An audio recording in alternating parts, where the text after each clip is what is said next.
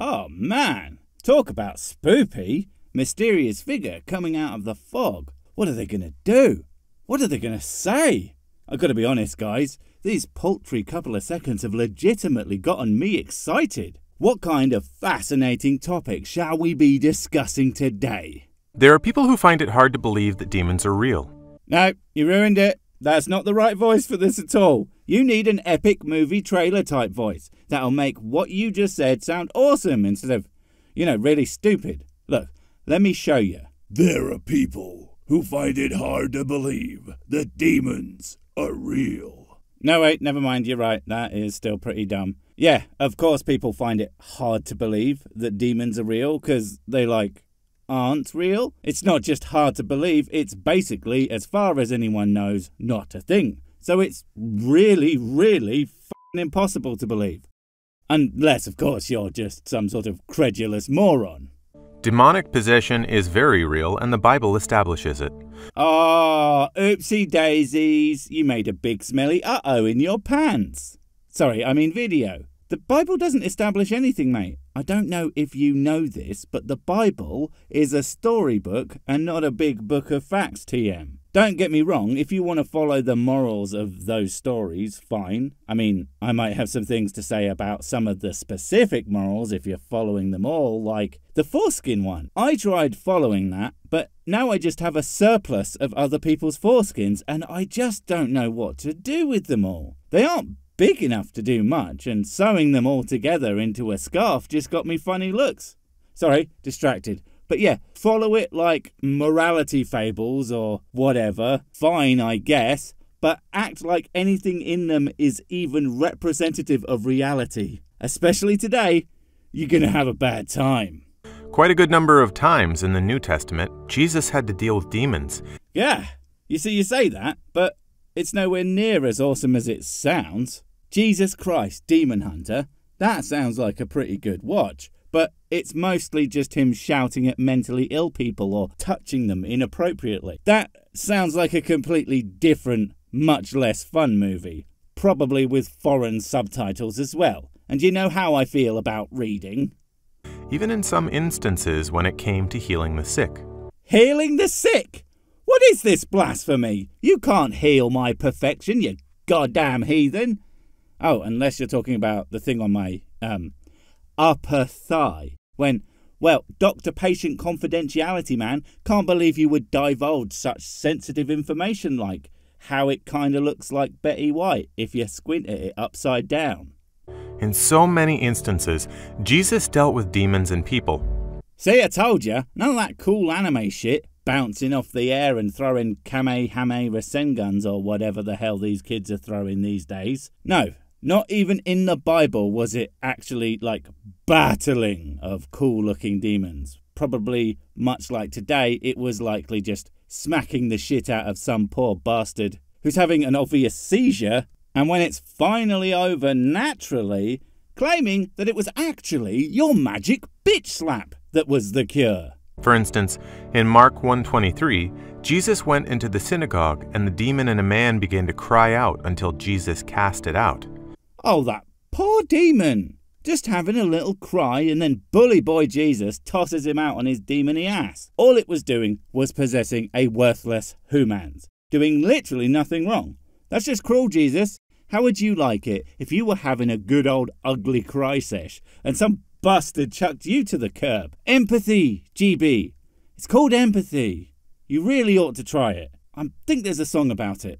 Again, Jesus dealt with the legion of demons in the man of Gadara in Mark 5. Ah, good old legion. One of the few legitimately cool-ish ideas from the Bible. You know, the old "we are many" pop culture has put to some pretty fun uses over time. I do wonder, though, where they stole it from. Because, come on, the Bible is like 99% plagiarism. So I find it hard to believe they didn't get every good idea from somewhere else. The man had 6,000 demons in him. Also, what else did he have on him? Ah, right, I gotcha. I mean, with that many demon boys in you, well, at least one of them has to be a bit of a freak. And I mean that in the they get freaky kind of way.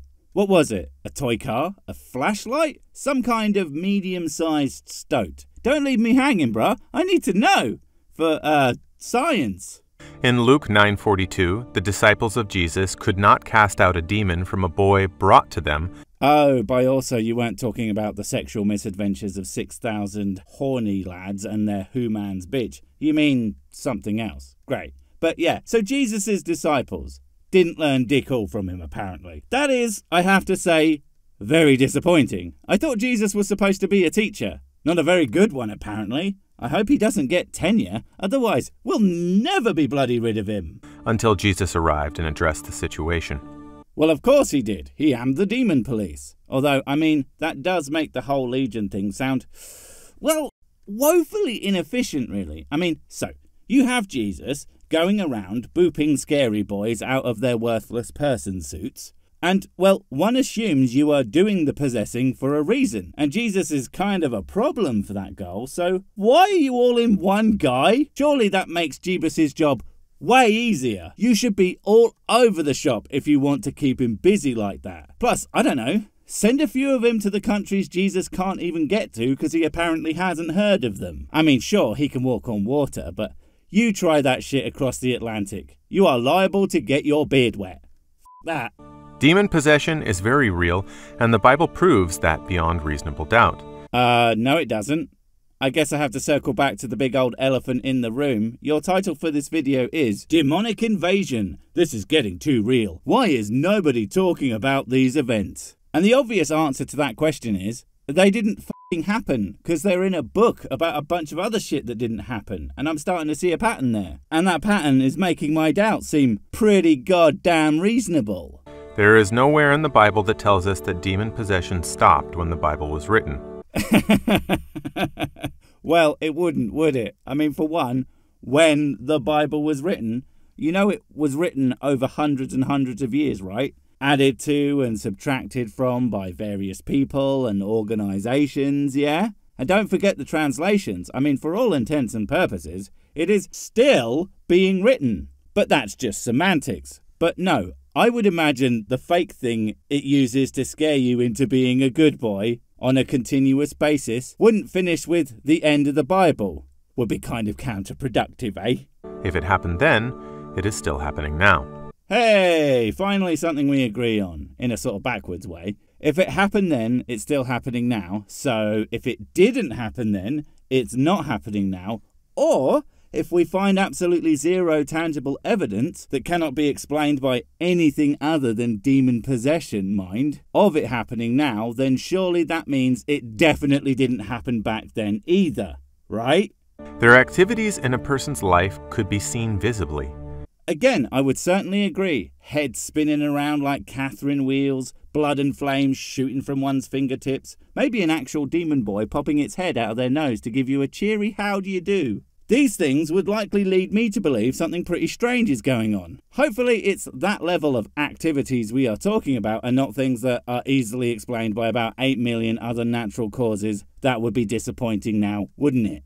Matthew 12:43 through 45 says, Oh, I thought we were done with the Bible crap. You told me that there are things going on now. Tell me about one of those. Not this ancient nonsense from a book that by rights should be sold in the fiction section. And not the good section. I mean next to shit like Twilight and the novelization of the video game adaptation of the movie adaptation of Street Fighter 2.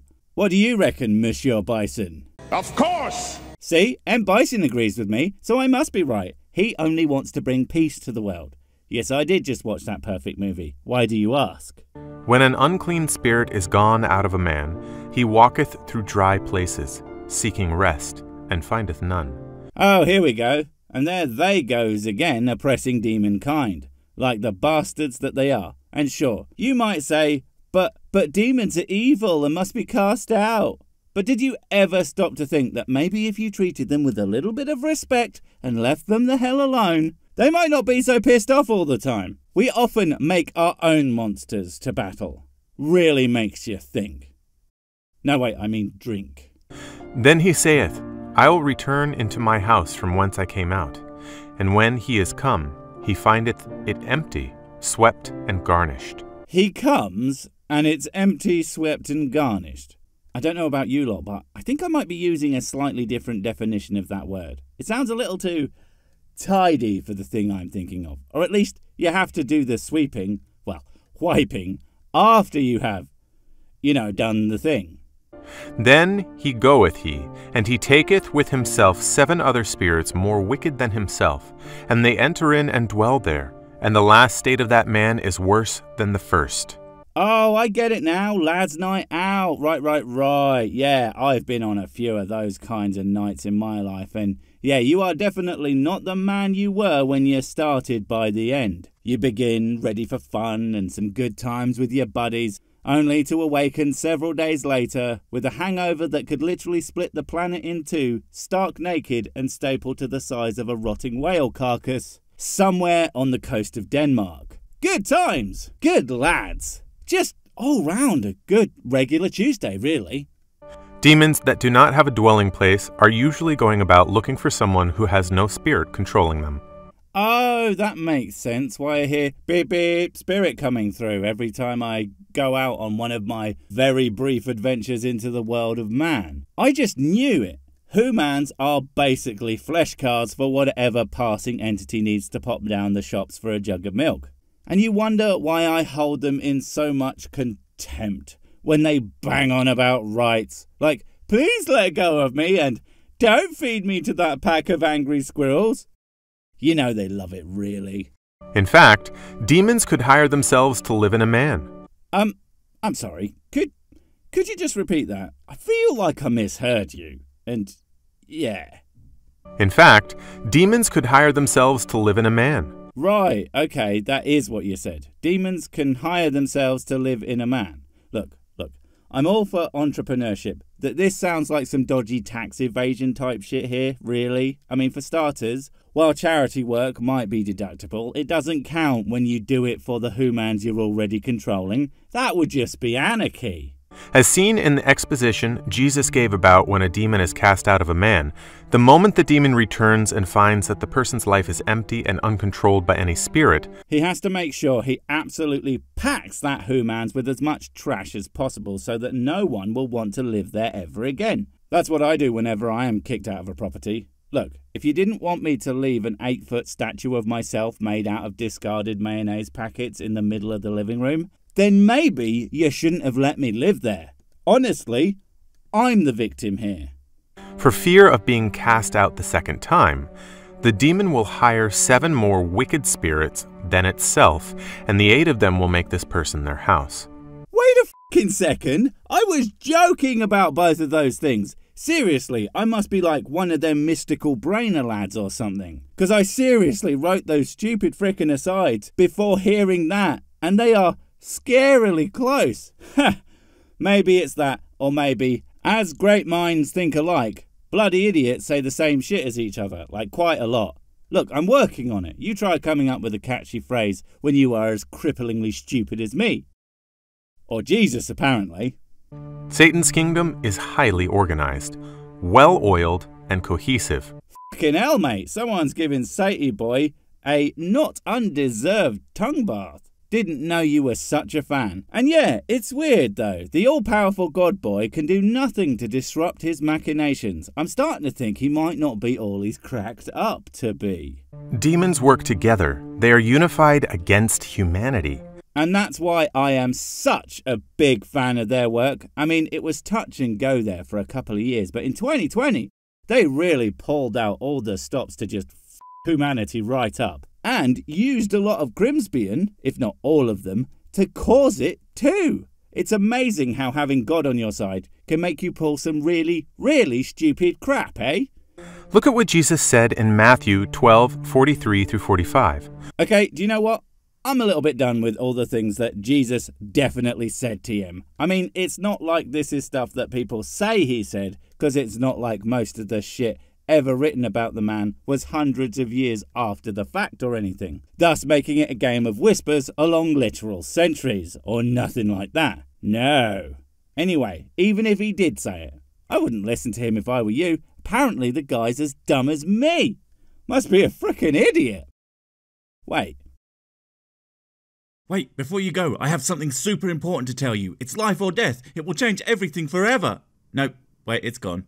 Oh well, probably wasn't important. But while I have you, don't forget to comment, subscribe and notify. And if you want more of my smexy voice, check out Mrs. Six's channel Spoonstaff Stories, where I narrate and voice all the videos, and she does the work. And if you want to support the channel, check out the merch store for cool t-shirts, or check out Patreon, memberships and PayPal to support directly. Finally, follow me on the medias of social to get completely pointless guff and to keep up on the latest releases. Oh, I just remembered what I was going to tell you. Whatever you do, don't touch the